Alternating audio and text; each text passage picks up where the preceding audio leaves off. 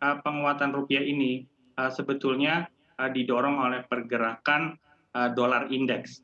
Kalau kita lihat over the past 1 month atau 1 bulan belakangan ini, dolar indeks itu sudah turun lebih dari 1%.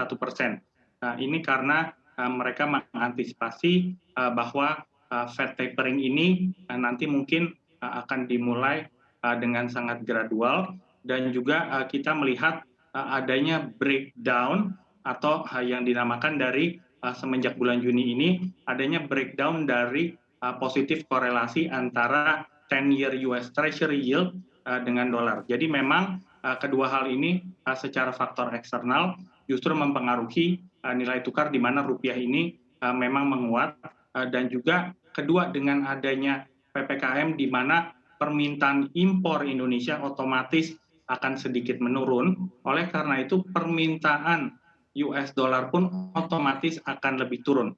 Jadi oleh karena itu ditambah dengan faktor ketiga di mana di bulan Juni ini sebenarnya portfolio asing masuk ke Indonesia cukup baik, dan kedepannya kita juga melihat ya bahwa ada potensi sangat besar bahwa dengan rendahnya US Treasury yield dan masih tingginya imbal hasil bonds Indonesia, nanti portfolio asing akan masuk dan mendorong nilai tukar kita lebih kuat. Tapi kita harus ingat bahwa secara struktur kita masih punya defisit neraca transaksi berjalan di mana nantinya pun akan ada kestabilan nilai tukar kita, namun secara struktur nanti dia akan perlahan-lahan bergerak ke level yang lebih rendah tapi sustainable. Baik, yang juga menarik untuk dibahas ini juga terkait dengan update soal local currency swap katanya begitu ya, LCS begitu. Kalau Betul, Anda Mbak. lihat Ya. efektivitasnya seperti apa? Kalau sekarang saya lihat proporsinya masih sangat terbatas. Kalau kita lihat contohnya perdagangan kita secara total ekspor impor terhadap China itu lebih dari 8 miliar, atau bahkan tadi ada data mengenai Jepang dan lain sebagainya. Ini total transaksi yang menggunakan LCS masih jauh di bawah 5%.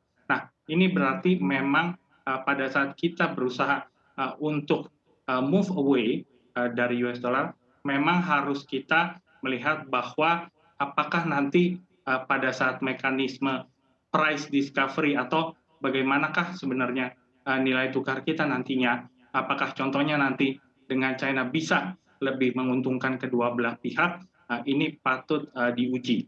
Karena kenapa? Dampaknya adalah kita perlu suatu nilai tukar yang stabil sehingga inflasi di kedua belah negara terutama Indonesia ini bisa terkontrol dengan baik, sehingga ini juga meningkatkan welfare atau kesejahteraan dan daya beli masyarakat Indonesia.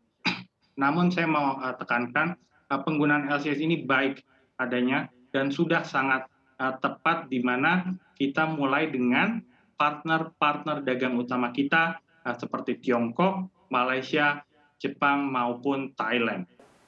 Untuk informasi lebih lengkap dan berita terkait, jangan lupa untuk klik link di deskripsi. Dan jangan lupa juga untuk unduh aplikasi CNBC Indonesia di Google Play Store dan App Store. Dan yang terakhir, jangan lupa untuk subscribe ya.